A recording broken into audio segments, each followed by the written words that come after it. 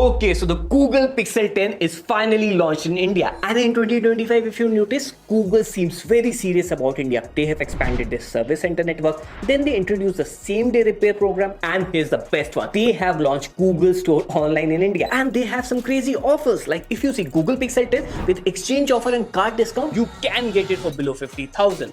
Wow, this makes it very interesting, right? Even though it looks the same as last year, but there are a lot of changes like new processor, bigger battery, a triple camera setup with 5x telephoto lens. On paper, this looks like a sick upgrade. But is it? How does it stand against the competition? And the only way to find out is to compare the Pixel 10 with iPhone 16 and S25. This is Mrinal. I'm really excited. Let's go. Now, starting up with the design, in-hand feel of all these three feels premium. Also comfortable because they come with rounded corners. Out of all three, the Pixel 10 feels slightly heavier and the S25 is the lightest. All three of them has glass back. The iPhone and the S25 have a matte finish, while the Pixel 10 has glossy finish, which means, yeah, fingerprints. But here are a few differences. Like the S25 here looks good, but it looks the same since S21. Another thing is the design looks similar to all the other Samsung phones. The Pixel 10 here, even though the design hasn't changed since the last year, has a very distinctive design. Like if you're using this phone in the public, people will know. The iPhone 16, well, the design is again still the same. They are just moving the camera for the past 5 generations. But I'm glad that this time around they have added some good colors. Now again, protection wise, all of them get a good protection and IP rating. Okay, so factoring everything, design is very subjective. So all the phones get 4.5 each. Okay, now let's talk about the things that we keep looking all day. Display, guys, I mean display. Now, out of all the three phones, on paper, the Pixel 10 has the highest peak brightness. Now, we play an episode on Netflix, and as you can see, the S25 and the iPhone looks brighter, while the Pixel looks not that bright. Another thing that is new in Pixel 10 is the PWM dimming. It makes the screen flicker less in low light. This constant flickering causes multiple issues, pain in the eyes, headache, trouble sleeping, and so on. Cause if you notice, the iPhone display is constantly flickering because it doesn't have a PWM dimming. On the other hand, Pixel is stable. Another important thing is the refresh rate. See, the S25 has 120Hz refresh rate with LTPO, so the refresh rate keeps switching to save battery. The Pixel 10, however, has an LTPS display, which means the refresh rate switches between 60 and 120Hz only, while the iPhone 16 doesn't have high refresh rate. I mean, come on, it's 2025. Even the smartphone at 10 to 15,000 has 120Hz display. Okay, so on the display front, the S25 gets 5 points, Pixel 10 gets 4 points because of the brightness, and the iPhone gets 4 points because no dimming as well as low refresh rate. Now, the one area where all of these phones are not that great is battery, because if you compare them with Vivo X200 FE or the 13s, they are quite low. But overall, in our users scrolling through reels, watching content, clicking pictures and playing games, all these three phones will get you through the day on a single charge. On an average, you can get 5 hours of SOT. Yes, the iPhone has the lowest battery, but what makes it go longer in 2025 is surprisingly the 60Hz display. And speaking of charging, the S25 and iPhone 16 here has 25 watt fast charging. Now for iPhone, I get it, but I don't know, the S25 has 25 watt charging, while the FE and the other Samsung phone has 45 watt charging. Now the Pixel 10 here comes with 30 watt fast charging, but this is also not fast in 2025 standard. However, the new thing in Pixel 10 is the Pixel Snap. Basically, it's like MagSafe. So iPhone MagSafe accessories and power bank, they will all work with Pixel 10. In terms of wireless charging, the iPhone 16 charges faster at 25 watt compared to 15 watt on Pixel and Samsung. So overall in battery, all of them gets 4 points each.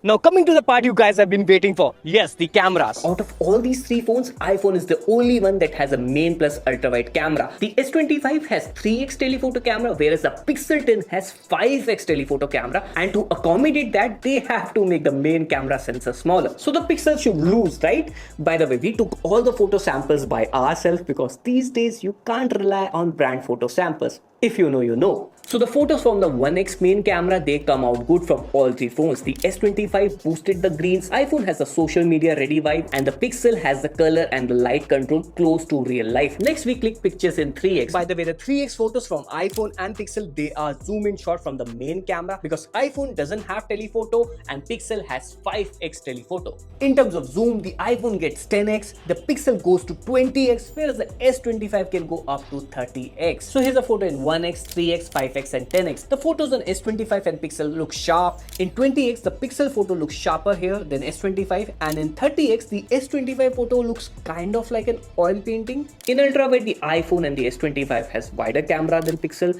Rest, the photos are good from all three cameras. And you get a 4K 60 FPS in all the three smartphones. This is how the audio video quality looks like on a very bright sunny day. So overall in camera, the Pixel has a better camera, so it gets 5 points, where the Samsung and iPhone both loses 1 point because of zoom shots. Okay, now coming to the best part, which is a deal breaker or a maker. Yes, performance. So the S25 comes with a flagship Snapdragon 8 Elite processor, while the Pixel 10 comes with a Tensor G5 processor, and the iPhone 16 comes with A18 processor. All of them have the latest processor, but how do they perform? Well, to find out, we ran the N2 benchmark on Pixel and S25, and the difference here is as good as the first and the last season of Game of Thrones. Next, we run the 3D Mark. This runs heavy game simulation for around 20 minutes. So the S25 scored highest, followed by the iPhone and the Pixel. But is it the same in real life? So to test it out, we edited the 4K video on Instagram Edit app, and as you can see, the export was faster on S25, followed by Pixel and then iPhone. And we tried it multiple times. The result is same. But what about the heavier tasks like gaming? Well, all of these phones can handle them well. So to test it out, we played the Genshin Impact for 35 minutes to see how it performs. And the graphic is set to high, and the FPS is set to 60 FPS in all the three phones. So the gameplay is smooth on S25, iPhone, and there is no frame drops. In Pixel, however, there are frame drops, and it's not even giving consistent 60 FPS. At the end of the game, the S25 here is coolest, followed by iPhone, and the Pixel 10 here was the hottest because the temperature was around 40 degrees. So does it mean that there is no improvement in the Tensor G5 chip? Well, we compare the Pixel 10 Pro XL and the 9 Pro XL, and there is improvement, but there's still a lot to catch up. So in terms of performance, Samsung gets 5 points, followed by iPhone at 4 points, while the Pixel gets only 3.5 points. Okay, so performance is one half of the story. The other half is, of course, software. And all of these three phones come with 7 years of software update and, of course, no bloatware. Now, the S25 here is running on One UI 7 based on Android 15. And One UI 7 doesn't need any introduction. I feel like One UI 7 is a new Android skin that works for everyone. It works for people who just want to get things done. And it also works for people who like customizing things. Like Good Lock module, for instance, you get tons of options like adding widgets on the lock screen, adding effects to the keyboard while typing, or changing the speed and the style of the app animation. And how can we forget about AI? A smartphone without AI in 2025 is like Trump not talking about China for an entire day. Impossible. So Samsung was the first smartphone maker to bring the whole suite of AI features. There's AI in the gallery to remove object, summaries to the content on website, write email, captions, etc. Like if I have to show all the One UI AI features, it will take a separate video. But Pixel is also greatly known for its AI and software features. First of all, the UI has gotten redesigned here. And if you see the QS panel, the sliders or the enable disable option, everything looks new, bold and fresh. The Pixel 10 even has a satellite connectivity and you can use it to make WhatsApp calls. But here's the thing, this feature isn't still available in India yet. Another catch is this is only free for first 2 years, and after that you will have to pay for it. And in terms of AI features, they have introduced magic cues, live translation on call, ask to edit on Google Photos, etc., which is yet to come in India, but it will come later this year. Did you buy a new phone? Because of a feature that's coming soon.